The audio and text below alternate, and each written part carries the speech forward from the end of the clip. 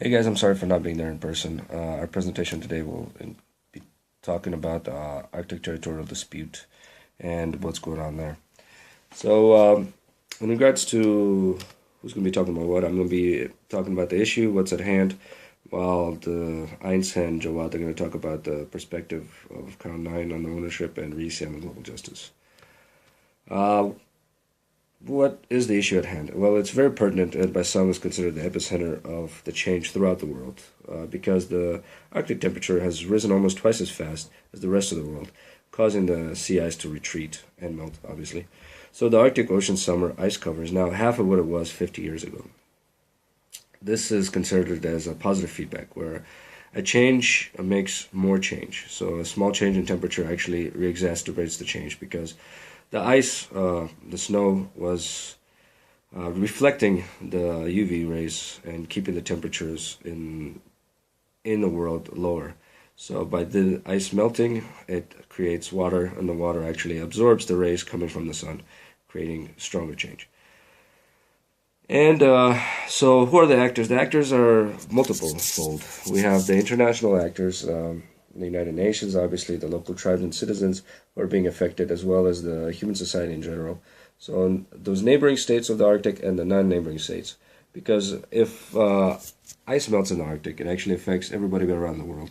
And even those that live, in the Pacific, obviously, because ice melts there and it goes around the world, and the sea rise goes up. In regards to the UN Convention on the Law of the Sea created the Executive Economic Zone, which is permits the states that have water or borders water to have 200 up to 200 nautical miles of extended economic zone, so they can basically mine or take the resources be within these 200 nautical miles. The Arctic is actually the part that's being disputed is beyond this territory. It's beyond the land and it's beyond the territory. In the UN, in the end, there's a commission that limits of continental shelf. It actually allows for extension of the economic zone of the 200 nautical miles. So the Arctic is so vast and big that the bordering countries, they are making a claim that they should have an extension of this extended economic zone. So beyond the 200 nautical miles, they should have another maybe 2 or 300 nautical miles because of the ridges that are underwater that begin in their territory per se.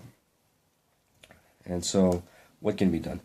The historical perspective has been that the sea is big enough for everyone, but obviously with the tragedy of commons, this is not true. There's overfishing, there's overuse, and there's such thing as for the better of the community, so we should have it. With the melting of the ice, it brings in multiple challenges, or possibilities, not necessarily challenges.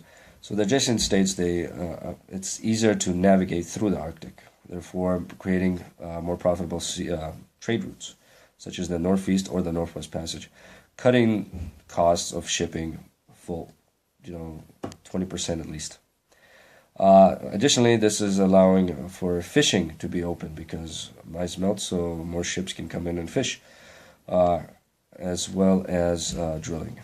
So now they're able to recover some resources. There's been a lot of studies made where they approximate that 30% of the natural gas or oil reserves are in the Arctic region themselves, so making it very profitable for countries or companies at least to take part in this navigation. At the same time, obviously, this is having an effect on those people that live up north, where an intergovernmental society has been formed, the Arctic Society. It has state representatives and the indigenous representatives, so 8 governmental organizations and 6 non-governmental society organizations. At the same time, some of these societies, for example, in Alaska, one had to move because of the warming of the sea. So they had to move from an island to the mainland in order to preserve their culture, and this is going on. And obviously, who's able to access this new open water, maybe for fishing purposes or non-fishing purposes? So now we will have Eins talk about the resource rights perspective and terms of natural resources in dispute. Thank you very much.